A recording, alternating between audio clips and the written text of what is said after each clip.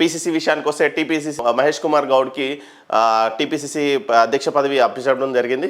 So అల్టిమేట్గా ఏదైతే రేవంత్ రెడ్డి అనుకుంటున్న మనసులోని మాట ఏదైతే ఉందో, రేవంత్ రెడ్డి ఫర్మాయిష్ అంటే ఆయన కోరిక ఏదైతే ఉందో అదే జరుగుతుంది హైకమాండ్లో. సో ఏదో ఒకటి చేసి టైం ల్యాప్సేషన్ చేసైనా సరే, కింద మీద పడైనా సరే ఆయన అనుకుందే నెరవేరుస్తున్నారు. సో ఒక పక్కన సీనియర్లందరూ గుర్రుగా ఉన్నారు. ఎందుకంటే మధు యాష్కి లాంటి వ్యక్తికి టీపీసీసీ అధ్యక్ష పదవి ఇస్తే కొంచెం పార్టీ కాంగ్రెస్ అనే భావజాలంతో నడుస్తుంది. వీళ్ళందరూ కొత్తగా పార్టీలో జాయిన్ అయిన వాళ్ళు రేవంత్ రెడ్డి భావజాలంతో నడుస్తున్నారు.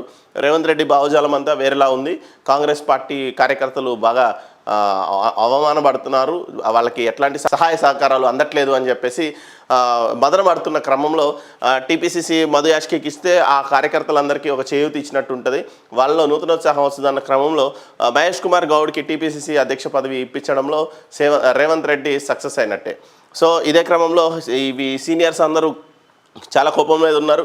సో హైకమాండ్కి కూడా చాలా కంప్లైంట్స్ వెళ్తూ ఉన్నాయి హైడ్రాకి సంబంధించి. హైడ్రా కంప్లైంట్స్లో క్లియర్ కట్గా చెప్తున్నారు ఏమనంటే, హైడ్రా వీళ్ళు అడ్డగోలుగా బ్లాక్మెయిలింగ్కి పాల్పడుతున్నాడు Revanth Reddy and family. So వీళ్ళని హైడ్రా పేరుతో వీళ్ళు దోచుకుంటున్నారు తెలంగాణని. ఖచ్చితంగా వాటిపైన మీరు ఎంక్వైరీ చేయాలని చెప్పేసి హైకమాండ్కి కొన్ని వందల కొద్ది కంప్లైంట్స్ వెళ్తున్నాయి. ఎందుకంటే బడాబాబులు, ఫ్యాక్టరీలు, కాలేజీలు, చెరువులు, కుంటలు అన్నీ కబ్జా చేసిన పరిస్థితుల్లో వాళ్ళందరూ హైకమాండ్ అప్రోచ్ అవ్వడం జరుగుతుంది. సో హైకమాండ్ ఆలోచన ఏమీ భిన్నంగా ఉండదు. హైకమాండ్ ఏదో అద్భుతం చేయాలనే ఆలోచనలో అయితే లేదు తెలంగాణలో. హైడ్రా పేరుతో రేవంత్ రెడ్డి చేస్తున్న డ్రామా అనే ఆలోచనలోనే హైకమాండ్ కావచ్చు, వేరే పార్టీ నాయకులు కావచ్చు ఉన్నారు. 6 అధికారులపై కేసులు.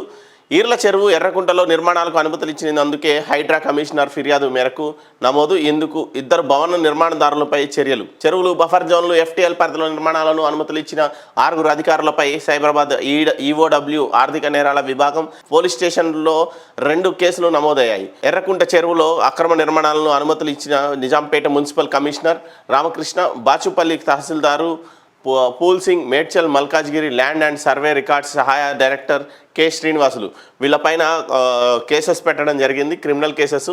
అది కూడా ఆర్థిక నేరాల విభాగంలో కేసులు పెట్టడం జరిగింది. సో హైడ్రా పనితీరు బాగానే ఉంది, కాకపోతే ఏంటి పరిస్థితి అని అర్థం కావట్లేదు. హైడ్రాని ఎట్నుంచి ఎటు తీసుకెళ్తారనేది తెలుస్తలేదు. సో పైకి షెడ్లు, లోన బిల్డింగులు. హైదరాబాద్లో అప్పా చెరువులో అక్రమ నిర్మాణాల కూల్చివేత. 4 వరుసల రోడ్డు. వణికించిన చినుకు. రాష్ట్ర వ్యాప్తంగా పలుచోట్ల భారీ వర్షం.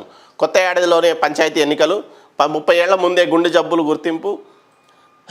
తెరపైకి మాజీ డీజీపీ పేరు. టీపీసీసీ సారథి మహేష్ కుమార్ గౌడ్. రాహుల్ సైతం హైడ్రాకు బాధ్యుడే.